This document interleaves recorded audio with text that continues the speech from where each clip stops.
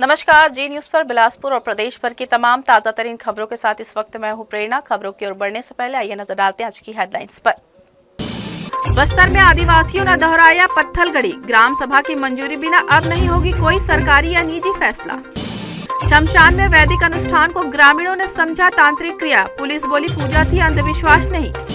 नमाज पढ़ने के मामले में हिंदू संगठन ने घेरा केंद्र विश्वविद्यालय, यूनिवर्सिटी प्रबंधन ने बनाई फैक्ट फाइंडिंग कमेटी, पुलिस का दावा दोषियों पर होगी सख्त कार्यवाही। और मंगला चौक में भीषण आग ने मचाई तबाही, 6 दुकानें जलकर राख, एक दुकानदार को 25 से 30 लाख का हुआ नुकसान। तो ये थी हेडलाइंस और अब खबरें विस्तार से। छत्तीसगढ़ का बस्तर एक बार फिर सुर्खियों में है। वजह है गांव की सीमाओं पर गाड़ी जा रहे वो पत्थर, जो सिर्फ पत्थर नहीं बल्कि एक संदेश है कि यह फैसले बिना ग्राम सभा की मर्जी के नहीं होंगे।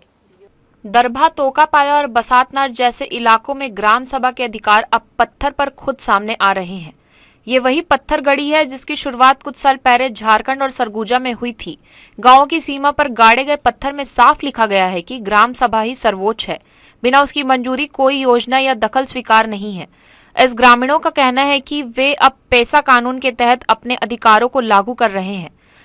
संविधान की 5वीं अनुसूची में मिले विशेष अधिकारों के तहत ग्राम सभा को सबसे महत्वपूर्ण संस्था माना गया है। ग्रामवासी कह रहे हैं कि अब सरकार या कोई निजी संस्था उनकी भूमि, जंगल या खनिज में कोई दखल नहीं दे सकती जब तक ग्राम सभा अनुमति ना दे। ये एक स्पष्ट और सख्त चेतावनी है कि आदिवासी अब अपने हक के लिए जाग चुके हैं। हालांकि ये पहली बार नहीं है जब छत्तीसगढ़ में पत्थलगड़ी हुई हो। 2018 में जशपुर के एक गांव में इसी तरह की पहल के दौरान पुलिस को बंधक बना लिया गया था। उस घटना ने सरकार की नींद उड़ा दी थी। देखिए, अभी हम लोग जो संविधान के निर्माता हैं बाबा साहब भीमराव अम्बेडकर, उनकी जयंती मनाए हैं, कल ही मनाए हैं। तो यहाँ सबको संविधान के अनुसार ही चलना पड़ेगा। मेरा ये कहना है कि आदरणीय मुख्यमंत्री जी हमारे सरकार, प्रशासन मिलके इन सारी घटनाओं पर निश्चित रूप से और नियंत्रण की दृष्टि से आगे सोच विचार चल रहा होगा। और अभी आज मुख्यमंत्री जी बस्तर में, आदरणीय हमारे गृह मंत्री जी भी रहेंगे और मंत्री केदार कश्यप जी भी हैं। आज निश्चित रूप से इस पर कुछ बात करेंगे। बस्तर के आदिवासी पेशा कानून, पेशा नियम को लेकर मांग करते रहे और हमारी सरकार में पेशा नियम एक्ट लागू किए, लेकिन इस सरकार ने उसको भी अनदेखा करने का काम कर रही है। 6वीं अनुसूचित क्षेत्र है, यहां पे ग्राम सभा मजबूत होनी चाहिए। इसके लिए कांग्रेस सरकार ने काम की ताकि कोई भी अगर बस्तर में उद्योग लगे, निजी उद्योग आए, तो ग्राम सभा के सहमति के बिना संभव नहीं है। इन्हीं सब मुद्दों को देखते हुए कहने के बस्तर के जनता जागरूक हो रही है, लेकिन 6वीं अनुसूचित क्षेत्र है, अपने हक और अधिकार के लिए यहाँ की जनता लड़ रही है, खनिज संसाधन बचाने के लिए लड़ रही है। इससे सरकार से समझौता नहीं करेगी। अब वही माहौल बस्तर में फिर से बनता नजर आ रहा है और इस मुद्दे पर राजनीति भी गर्म है। फिलहाल बस्तर के गांवों में खड़े ये पत्थर सिर्फ चेतावनी नहीं है, ये उस अधिकार की लड़ाई की घोषणा है जो अब रुकने नहीं वाली है।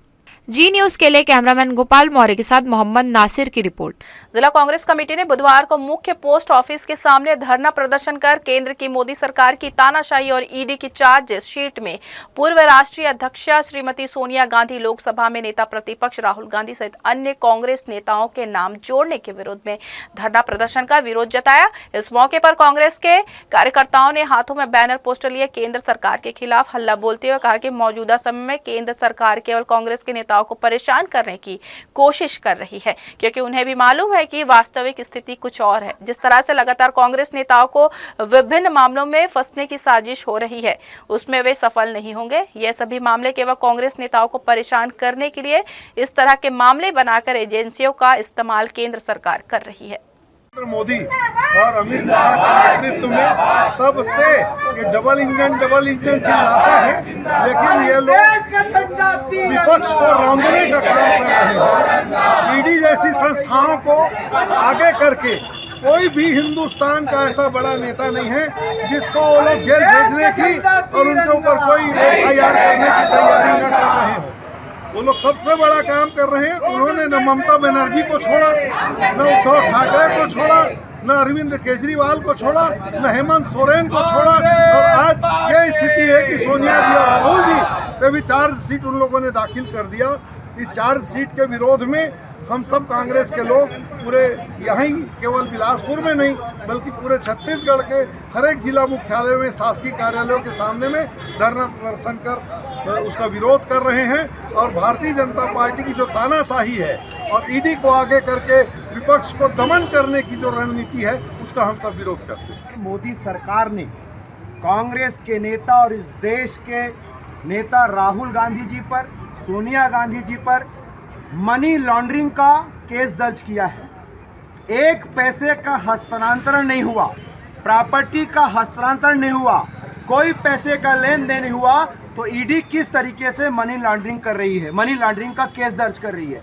सिवाय भारतीय जनता पार्टी की मोदी सरकार राहुल गांधी और कांग्रेस पार्टी की लोकप्रियता से घबरा गई है और इस देश में कांग्रेस पार्टी को बदनाम कर रही है। जिस तरीके से कांग्रेस पार्टी युवाओं की, महिलाओं का, बेरोजगारों की आवाज सड़क पर बुलंद कर रही है, उससे भारतीय जनता पार्टी जो कि अल्पमत में है, नीतीश कुमार जी चंद्रबाबू नायडू के बैसाखी पर है, घबरा गई है और इस देश को, कांग्रेस को बदनाम करने की कोशिश कर रही है। इस परिप्रेक्ष्य में आज हम सभी कांग्रेसजन बिलासपुर के ईडी के विरोध में, प्रधानमंत्री जी के विरोध में हम आज धरने पर बैठकर कांग्रेस पार्टी के नेता राहुल गांधी और सोनिया गांधी के साथ खड़े हैं। हम डरने वाले नहीं हैं क्योंकि हम कांग्रेस पार्टी के वो साथी हैं जो शहीदों की पार्टी है, जिसने अपना त्याग और बलिदान दिया इस देश के लिए। हम उस देश के पार्टी के कार्यकर्ता हैं, इसलिए हम सब आज विरोध करने बैठे हैं। छत्तीसगढ़ के कवर्धा कलेक्टर कार्यालय को आरडीएक्स ने उड़ाने की धमकी मिली है, जिसमें दोपहर 2:30 बजे तक समय दिया गया है। ईमेल के जरिए यह धमकी दी गई है जो कश्मीर से आई हुई है। वहीं मेल में तमिलनाडु से संबंधित उल्लेख भी है। धमकी मिलने के बाद प्रशासनिक महकमे में हड़कंप मच गया है। कलेक्टर कार्यालय को उड़ाने की भी धमकी मिलने के बाद से कार्यालय को पूरी तरह से खाली कर लिया गया है। वहीं मामले की गंभीरता को देखते हुए भारी संख्या में पुलिस बल भी मौजूद थी। साथ ही बम स्क्वाड मौके पर पहुंचकर दफ्तर के कोने कोने की जांच की गई। हालांकि जांच के बाद यह ईमेल केवल अफवाह निकला। जांच के बाद सुरक्षा के लिहाज से कलेक्टर परिसर को एहतियात चौक चौबंद व्यवस्था की गई है। सरकारी जमीनों की हेरफेर के मामला लगातार सामने आ रहे हैं। वहीं अब ऐसी एक मामला तहसील रतनपुर के ग्राम घासीपुर स्थित भूमि खातेदार किशन लाल की आधे एकड़ भूमि का है, जहां अनुविभागीय अधिकारी राजस्व कोटा द्वारा व्यापर्तन का आदेश दिया गया था, जिसमें शिकायत प्राप्त हुई कि उक्त जमीन का निस्तार पत्रक के पृथक नहीं हुआ है तथा वर्ज्य रकबा मिसल के रकबे से मिलान करने पर अधिक पाया गया। शिकायत के आधार पर अतिरिक्त कलेक्टर बिलासपुर से पुनर्विलोकन की अनुमति मांगी गई।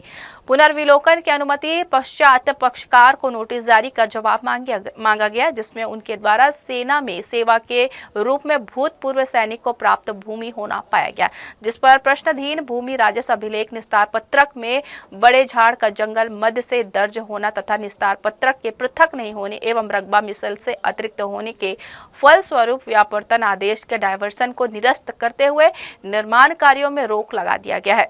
घासीपुर के किसानों के द्वारा शिकायत की गई थी कि छोटे झाड़ जंगल मध्य की ज़मीन का एसडीएम के द्वारा डायवर्सन कर दिया गया है। जांच करने के पश्चात एसडीएम कोटा के द्वारा डायवर्सन प्रकरण के पुनर्विलोकन की अनुमति एडिशनल कलेक्टर से प्राप्त की गई। आवेदक को सुनने के पश्चात अनुभागीय अधिकारी राजस्व कोटा को प्रकरण का निराकरण, पक्षकार को सुनने के पश्चात गुण दोष के आधार पर निराकरण करने के लिए निर्देशित किया गया था। एसडीएम कोटा द्वारा पक्षकार को सुनने के पश्चात निस्तार पत्रक में छोटे झाड़ जंगल मध्य का भूमि होने के कारण पूर्व में पारित डायवर्सन आदेश निरस्त कर दिया गया। कोनी थाना क्षेत्र में मंगलवार की रात एक रहस्यमय गतिविधि ने इलाके में सनसनी फैला दी है। ग्राम निरतू के शमशान घाट में ग्रामीणों ने 12 लोगों को कथित तांत्रिक क्रिया करते हुए रंगे हाथ पकड़ लिया। पकड़े गए लोगों में 4 महिला और 8 पुरुष शामिल है, जो छत्तीसगढ़ के बाहर के बताए जा रहे हैं। यह घटना तब सामने आई जब गांव वालों को सूचना मिली कि शमशान घाट में पीपल के पेड़ के नीचे कुछ लोग अजीबोगरीब गतिविधियां में लगे हैं। मौके पर पहुंचे ग्रामीणों ने देखा कि वहां सब्बल गाड़ी जा रही है और नींबू, मिर्ची, सिंदूर, काले कपड़े जैसी सामग्रियों के साथ कोई अनुष्ठान किया जा रहा है। इसके बाद ग्रामीणों ने घेराबंद कर सभी को पकड़ लिया और तुरंत कोनी पुलिस को सूचना दी। पुलिस ने मौके पर पहुंचकर सभी संदिग्धों को हिरासत में ले लिया और वहां मौजूद पूजा सामग्री को भी जब्त कर लिया। मामले की जांच शुरू कर दी गई है और पूछताछ के बाद कुछ चौंकाने वाली बातें सामने आई। कोनी थाना प्रभारी किशोर कैवट ने बताया कि ये लोग किसी तांत्रिक क्रिया में नहीं बल्कि धार्मिक अनुष्ठान में शामिल थे। पूछताछ में पता चला कि बिलासपुर के चकरभाटा इलाके में रहने वाली ठाकुर परिवार की बेटी लंबे समय से बीमार चल रही है। डॉक्टरों के इलाज से राहत न मिलने पर परिवार ने वैदिक पूजा कराने का निर्णय लिया। परिवार ने अपने कुल के पुजारियों को उत्तर प्रदेश से बुलाया था, जो पीपल के पेड़ के नीचे शुद्ध वैदिक विधि से पूजा कर रहे थे। एसएसपी रजनेश सिंह के अनुसार अब तक की जांच में किसी तरह की तांत्रिक या अंधविश्वास से जुड़ी गतिविधियां के प्रमाण नहीं मिले हैं। नहीं, ये पहली बात तो ये खबर ही बिल्कुल गलत है और अफवाह है कि कोई नरबली की बात थी। ये ग्राम छतौना के थाना चकरभाटा के हैं राकेश कुमार करो। इनकी बच्ची जो है वो 16 साल की है और उसकी तबीयत खराब थी या किसी कारण से जो भी है। ये लोग पूजा पाठ अपना जैसा भी होता है, हर आदमी की अपनी श्रद्धा और विश्वास होता है, तो बाहर से बनारस के अच्छे विद्वान पंडित वगैरह को बुलवाकर ये लोग पूजा पाठ करवाए हैं और उसका विसर्जन करने मृतुर ग्राम में वहां नदी के पास में गए थे। वहां पीपल का पेड़ है, तो वहां पर कुछ युवाओं ने देखा, गांव वालों को बोल दिया कि ऐसी स्थिति है और अफवाह फैला दी है कि नरबली के लिए पंडित और तांत्रिक आए हैं। उस सूचना पर तत्काल पुलिस वहां पहुंच गई। पुलिस को ये सारी चीजें क्लियरिटी हुई तो फिर पुलिस ने सभी गांव वालों को भी ये बता दिया और ये लोग फिर वापस आ गए। इनका सारा कुछ डिटेल बयान वगैरह भी लिया गया है। तो ऐसी कोई भी स्थिति नहीं थी और इन अफवाहों में बिल्कुल भी हमें नहीं पड़ना चाहिए। समाज और देश बहुत आगे बढ़ गया है, तो ऐसी चीजों को भी अफवाह में भी नहीं लेना चाहिए और इनके प्रिवेंशन के लिए लगातार ऐसी चीजें पुलिस के द्वारा, सामाजिक संस्थाओं के द्वारा, अन्य स्टेक होल्डर जितने भी हैं उनके द्वारा समय समय पर जागरूकता कार्यक्रम भी कराए जाते हैं। तो ऐसी कोई बात नहीं। फिलहाल पुलिस सभी से पूछताछ कर रही है और मामले की विस्तृत रिपोर्ट तैयार की जा रही है। वहीं ग्रामीणों के बीच इस घटना को लेकर अभी भी संशय बना हुआ है, जिससे इलाके में चर्चा का माहौल गर्म है। जी न्यूज के लिए कैमरामैन गोपाल मौर्य के साथ मोहम्मद नासिर की रिपोर्ट। गुरु घासीदास सेंट्रल यूनिवर्सिटी विवादों में घिर गई है। एनएसएस कैंप में हिंदू छात्रों से जबरन नमाज पढ़वाने का गंभीर आरोप लगा है। आरोप ये भी है कि जीजीयू को जेएनयू बनाने की साजिश चल रही है। मामले में हिंदू संगठनों के साथ मिलकर छात्रों ने प्रशासनिक भवन का घेराव कर विरोध जताया। गुरु घासीदास केंद्रीय विश्वविद्यालय यानी जीजीयू बिलासपुर में 26 मार्च से 1 अप्रैल तक एनएसएस कैंप का आयोजन किया गया। इसमें कुल 159 छात्र शामिल हुए, जिसमें सिर्फ 4 मुस्लिम छात्र थे। आरोप यह है कि 30 मार्च ईद के दिन छात्रों पर जबरन नमाज पढ़ने का दबाव बनाया गया। छात्रों का कहना है कि एनएसएस प्रभारी और कुछ अन्य लोगों ने उन्हें धार्मिक गतिविधियों में भाग लेने के लिए मजबूर किया, जिसके बाद विवाद गहरा गया और छात्रों ने यूनिवर्सिटी प्रशासन को लिखित शिकायत दी। देखिए, उस दिन हुआ था कि हमको प्रभात फेरी में लेके गए हमारे कैंप में, जो कि हर प्रतिदिन होता था सुबह सुबह। तो उस दिन प्रभात फेरी के आवाज आने के बाद जब हमारे योग का कार्यक्रम हुआ, उसके बाद 4 हमारे मुस्लिम भाई लोग थे, हमारे जो पार्टी है उनमें, उनको स्टेज पे बुलाया गया। वो अपना नमाज पढ़ने का प्रक्रिया को किया प्रारंभ। तो हम लोग को कहा गया कि जो ये कर रहे हैं उनको आप भी फॉलो कीजिए, ऐसे करके। अब वहाँ बस क्या था कि जो भी हमारे अनुशासन में हमारा चलने का कार्यक्रम था, तो जो भी भैया लोग हमको बोले, हम आज्ञा का पालन किए। तो उस टाइम हमको नमाज पढ़ाने का प्रक्रिया को अंजाम दे दिया गया उस प्रकार से। की भावनाओं का बहुत तेजी से वो हुआ है। हमारी भावनाओं को ठेस पहुंची है। हमें न्याय चाहिए, हमें 1 घंटे के अंदर कार्रवाई चाहिए, जल्द से जल्द। मामला जैसे ही सामने आया, हिंदू संगठनों और छात्रों में उबाल आ गया। सभी ने जीजीयू के प्रशासनिक भवन का घेराव कर जोरदार नारेबाजी की। जीजीयू नहीं बनेगा जेएनयू। प्रदर्शनकारी छात्रों ने आरोप लगाया कि यूनिवर्सिटी में धर्माधारी एजेंडा चल रहा है और इस मामले को जेएनयू मॉडल की तरह गढ़ा जा रहा है।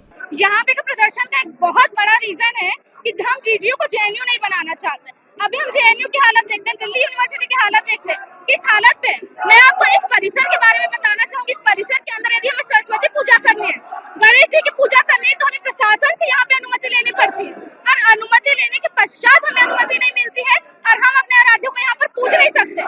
वहीं पर एनएसएस का कार्यक्रम होता है और बिना किसी अनुमति के, बिना किसी प्रशासनिक हस्तक्षेप के वहाँ पर बच्चों को टीचर्स के द्वारा 155 बच्चों को नमाज पढ़ा दिया जाता है। ये कहाँ से न्याय? एक तरफ आप हिंदुओं के साथ अन्याय कर रहे हैं, दूसरी तरफ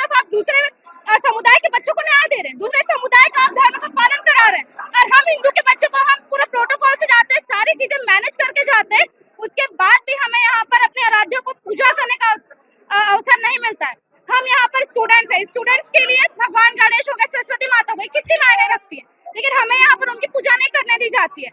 यहाँ पर और कोई भी एक्शन, हम यहाँ पर अभी एक्शन लेने के लिए आए, रजिस्ट्रार महोदय, वीसी महोदय आकर कहते हैं हम 24 घंटे में एक्शन लेंगे, 24 घंटे की बात करते हैं, लेकिन यदि उनको किसी स्टूडेंट के ऊपर एक्शन लेना होता है, एक रात में एक्शन होता है, तुरंत नोटिस निकलता है और किसी बच्चे का भविष्य बर्बाद हो जाता है। जेएनयू में भी जो घटना आज तक घटित नहीं हुई, वो बिलासपुर न्यायधानी के अंदर में अगर जीजीयू के अंदर घटित हो जाती है, गुरु घासीदास विश्वविद्यालय हमारे परम पूजनीय बाबा गुरु घासीदास के नाम पर रखा गया है, और अगर ऐसी जगह पर ऐसी घटना घटित होती है तो ये शर्मसार है। ये कहीं ना कहीं सोची समझी साजिश के तहत ये काम किया जा रहा है कि शांत बिलासपुर को पश्चिम बंगाल बना दिया जाए, लेकिन हम ऐसा नहीं होने देंगे। ये न्यायधानी है और इनको बता देंगे अगर ये घंटे भर के अंदर न्याय नहीं करते तो न्यायधानी का हर एक व्यक्ति, बजरंग दल का हर एक कार्यकर्ता स्वयं में सक्षम है, अपने दम पर न्याय लेकर के दिखाएगा और न्याय करके दिखाएगा। इस मामले को गंभीर मानते हुए पुलिस ने जांच शुरू कर दी। एनएसएस प्रभारी को फिलहाल हटाने की बात कही गई है। वहीं जीजीयू प्रशासन ने फैक्ट फाइंडिंग कमेटी बनाकर 24 घंटे में रिपोर्ट देने के निर्देश दिए हैं। प्रशासन और पुलिस दोनों का दावा है दोषियों पर सख्त कार्रवाई होगी। तो एनएसएस कैंप में जो बच्चे गए थे उनकी शिकायत है कि उनको जबरदस्ती नमाज पढ़ाया गया है। इसी को लेकर एबीवीपी वालों ने प्रदर्शन किया है और वाइस चांसलर को ज्ञापन भी सौंपा गया है। अभी बातचीत चल रही है। सर 24 घंटे के भीतर जवाब देना था, कोई कार्रवाई नहीं हुई। पुलिस ने भी आश्वासन दिया था कि कार्रवाई करेंगे, तो पुलिस की तरफ से क्या कुछ जांच किया गया है और क्या कार्रवाई की जा रही है? पुलिस की तरफ से भी एक स्पेशल टीम का गठन किया गया है और हमने भी यूनिवर्सिटी प्रबंधन को लेटर लिखा है जिसमें हमने भी उनके डिटेल्स मांगी है कि एनएसएस कैंप किसने ऑर्गेनाइज किया गया था, उसमें कौन कौन लोग गए थे और कौन कौन बच्चे थे। जैसे हमको जानकारी मिलती है हम भी अपनी जांच आगे बढ़ा के इसमें त्वरित कार्रवाई करेंगे। अब सबसे बड़ा सवाल, आखिर क्यों छात्रों को नमाज के लिए मजबूर किया जा रहा था? क्या ये केवल धार्मिक मामला है या इसके पीछे कोई गहरी वैचारिक साजिश छिपी है? क्या वास्तव में जीजीयू को जेएनयू बनाने की कोशिश हो रही है? फिलहाल इन सभी बिंदुओं पर पुलिस और प्रशासन जांच कर रही है। फिलहाल मामला शांत नहीं हुआ है और छात्रों का आंदोलन जारी रहने के संकेत मिल रहे हैं। यह पूरा विवाद अब राजनीतिक और सामाजिक स्तर पर भी चर्चा का विषय बन चुका है। फिलहाल मामला शांत नहीं हुआ है और छात्रों का आंदोलन जारी रहने के संकेत मिल रहे हैं। यह पूरा विवाद अब राजनीतिक और सामाजिक स्तर पर भी चर्चा का विषय बन चुका है। जी न्यूज़ के लिए प्रियंका सिंह की रिपोर्ट। गुरु घासीदास केंद्र विश्वविद्यालय में नमाज पढ़ने का मामला तूल पकड़ता जा रहा है। बुधवार को भी यह यूनिवर्सिटी में जहां प्रदर्शन हुआ तो वहीं अब बिलासपुर से लेकर रायपुर तक इस मामले में बयानबाजी तेज हो गई है। इस मुद्दे पर भाजपा प्रदेश अध्यक्ष किरण सिंह देव और रायपुर सांसद बृजमोहन अग्रवाल का बयान सामने आया है, क्योंकि गुरु घासीदास केंद्र विश्वविद्यालय एक शैक्षणिक संस्था है और यहाँ शैक्षणिक गतिविधियां संचालित होती है, लेकिन जिस तरह से एनएसएस में छात्र छात्राओं को नमाज पढ़ने की अनिवार्यता की बात सामने आई है, उस पर अब राजनीतिक बयानबाजी भी शुरू हो गई है। भाजपा प्रदेश अध्यक्ष ने कहा है कि शैक्षणिक स्थानों में केवल शिक्षा को ही प्राथमिकता दी जानी चाहिए। अगर ऐसा कोई मामला सामने आया है तो इसकी जांच होनी चाहिए। शैक्षणिक संस्थानों में केवल शिक्षा ही प्रमुख है, तो वहीं रायपुर सांसद बृजमोहन अग्रवाल ने कहा है कि शैक्षणिक संस्थान में इस तरह की बातें उचित नहीं है। अगर धर्मांतरण जैसा कोई मामला सामने आया तो इस पर कार्रवाई होनी चाहिए। ये विषय अगर आया है सामने, निश्चित रूप से इस पर भी और एजुकेशन डिपार्टमेंट जो है इसमें संज्ञान लेगा। इसमें किस तरीके से कहाँ कैसे क्या हुआ करके पूरी जानकारी आने दीजिए, मैं बता सकता हूँ। क्या आपको ऐसा लगता है कि नमाज नहीं, ये तो आपको देखिए, अपना जो एजुकेशनल इंस्टीट्यूट है, चाहे वो स्कूल हो चाहे वो कॉलेज हो, निश्चित रूप से वहाँ पे जो आपके कोर्स की चीजें हैं और उससे बाहर बात नहीं होनी चाहिए। इसमें क्या हुआ, कैसे हुआ और इसकी क्या परिस्थितियां हैं, जैसी बात होगी। देखिए, जो भी इस प्रकार के काम करेगा उनको अब इतना समझ लेना चाहिए कि अभी तक उन्होंने जो किया, अब आगे ये सब नहीं चलेगा। अगर किसी भी प्रकार का जबरदस्ती धर्मांतरण का काम कोई भी करेगा तो वो जेल के शिक्षों में होगा। छत्तीसगढ़ की ऊर्जा प्रणाली को और अधिक सशक्त बनाने की दिशा में एक और महत्वपूर्ण कदम बढ़ाया गया। मंगलवार शाम राज्य की बिजली व्यवस्था को मजबूती देने वाली अहम ट्रांसमिशन परियोजनाओं का सफलतापूर्वक चार्जिंग कार्य संपन्न हुआ। इस प्रक्रिया के अंतर्गत 3 प्रमुख ट्रांसमिशन तत्वों को जोड़ा गया, जिसमें 220/132 केवी सबस्टेशन, मुंगेली से 132/33 केवी सबस्टेशन तखतपुर तक दूसरी सर्किट ट्रांसमिशन लाइन का सफल चार्जिंग कार्य किया गया। कुल 36.2 किलोमीटर लंबे इस लाइन पर 6.87 करोड़ रुपए की लागत आई है। इससे 78 ग्रामीण क्षेत्रों को लाभ मिलेगा और क्षेत्रीय विद्युत आपूर्ति के साथ वोल्टेज प्रोफाइल में भी उल्लेखनीय सुधार होगा। दूसरे और तीसरे सर्किट को सुचारू रूप से जोड़ने के लिए मुंगेली व तखतपुर सबस्टेशनों में एक फीडर का निर्माण और चार्जिंग कार्य भी पूर्ण किया गया। इस अवसर पर केक घाटे कार्यपालक निर्देशक substation engineer SK Dubey, additional chief engineer सहित अन्य वरिष्ठ अधिकारी जैसे SI Gautam Kenar, EE JR Jaswal, engineer Safat Khan, Tameshwar Singh, JL Oraon, E Gajendra Soni, Varsha Kurre, Bajrang Vishwakarma, Mohan Dewangan आदि मौजूद रहे। यह उपलब्धि Chhattisgarh state power transmission company limited की प्रतिबद्धता को दर्शाता है, जो ग्रामीण व शहरी क्षेत्रों में निर्बाध बिजली आपूर्ति सुनिश्चित करने की दिशा में लगातार कार्य कर रही है। अधिकारियों ने विश्वास जताया कि भविष्य में इस तरह की परियोजनाएं और तेजी से आगे बढ़ेगी और छत्तीसगढ़ की ऊर्जा संरचना देश भर में मिसाल बनेगी। जी न्यूज के लिए कैमरामैन गोपाल मौर्य के साथ मोहम्मद नासिर की रिपोर्ट। बिलासपुर में फायर एंड इमरजेंसी सर्विस विभाग द्वारा अग्निशमन सेवा सप्ताह के अंतर्गत लगातार जागरूकता अभियान चलाया जा रहा है। 14 अप्रैल से शुरू हुए इस अभियान का रविवार को अंतिम दिन है, जिसमें आग की घटनाओं से कैसे निपटा जाए इसे लेकर शहर वासियों को प्रशिक्षित किया जा रहा है। यह अभियान गर्मियों में बढ़ती आगजनी की घटनाओं को ध्यान में रखते हुए चलाया जा रहा है। सप्ताह भर चले इस कार्यक्रम में स्कूल, अस्पताल, होटल, बहुमंजिला इमारतें, सोसाइटी और भीड़ भाड़ वाले बाजारों में आग से बचाव के उपायों की जानकारी दी गई। मकसद है आम लोगों को आग बुझाने के प्रारंभिक तरीकों से अवगत कराना, ताकि किसी भी आपदा की स्थिति में तुरंत प्रतिक्रिया दी जा सके। बुधवार को इसी कड़ी में अग्निशमन विभाग की टीम बिलासपुर पुलिस अधीक्षक कार्यालय पहुंची। यहां अधिकारियों और कर्मचारियों के लिए मॉक ड्रिल का आयोजन किया गया। इस मौके पर लाइव फायर डेमो कर बताया गया कि किसी कार्यालय या इमारत में आग लगने पर कैसे प्राथमिक कदम उठाई जाए। जैसा कि हम सब देख रहे हैं, अभी ग्रीष्म ऋतु चल रही है और इस वजह से अभी कंटिन्यूस कई जगह आगजनी के मामले नज़र में आते हैं। तो कई बार होता है कि फायर एक्सटिंग्विशर का जो डिवाइस है वो भी उपलब्ध रहता है, लेकिन लोगों को उसको यूज़ कैसे करना है इसकी जानकारी का अभाव रहता है, जिस वजह से कई दुकानों में और कई फैक्ट्रीज़ में इसका जब वो है वो भीषण रूप ले लेता है, क्योंकि उसको हम तुरंत उस पर त्वरित कोई कार्यवाही नहीं कर पाते।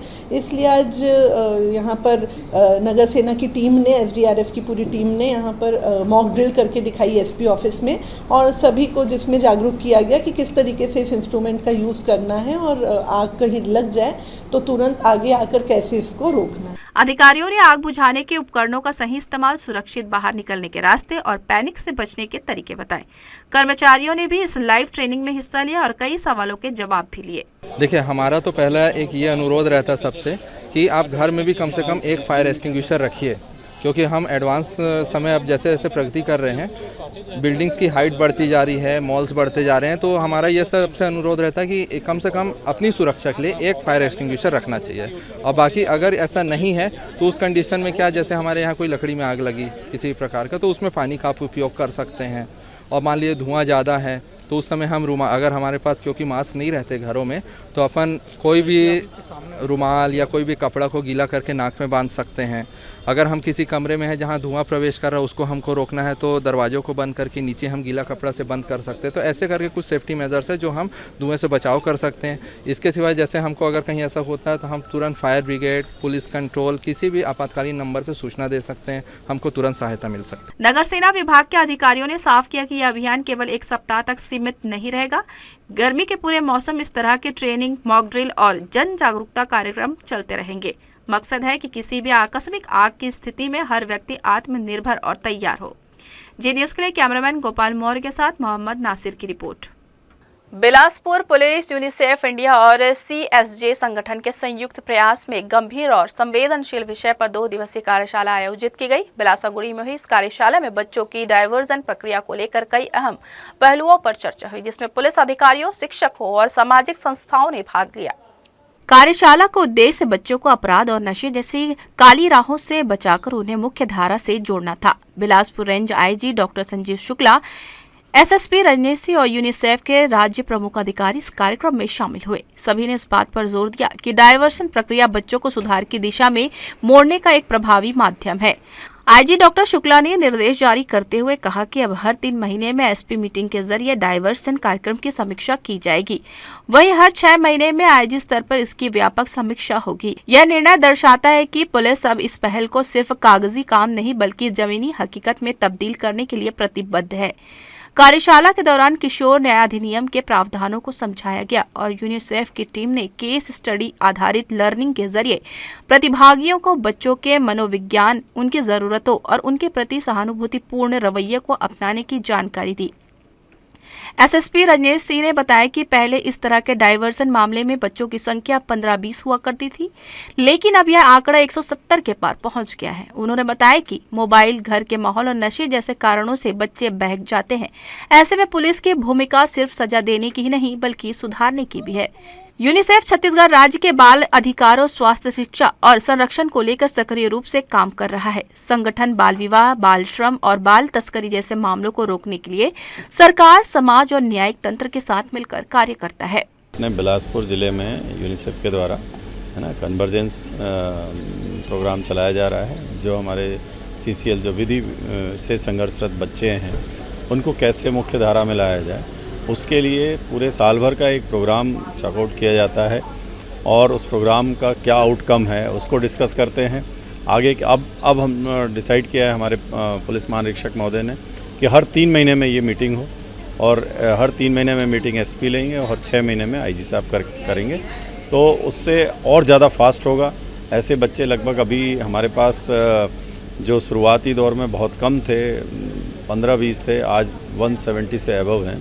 तो निश्चित रूप से इसका बहुत अच्छा क्वालिटेटिव आउटकम है और आगे भी हम लोग इसी तरीके से पुलिस यूनिसेफ के साथ मिलके ऐसे बच्चों को कि जो समाज में किसी न किसी कारण से, चाहे वो नशे के कारण से, चाहे आसपास के वातावरण से, चाहे अपने ये मोबाइल के कारण से, ये सब चीज़ों से ऐसा होता है तो वो ठीक हो पाएंगे। इस कार्यशाला के माध्यम से बिलासपुर पुलिस ने यह स्पष्ट संदेश दिया है कि अब बच्चों के खिलाफ अपराध की रोकथाम केवल कानून से नहीं बल्कि संवेदनशीलता और समाज की सहभागिता से होगी।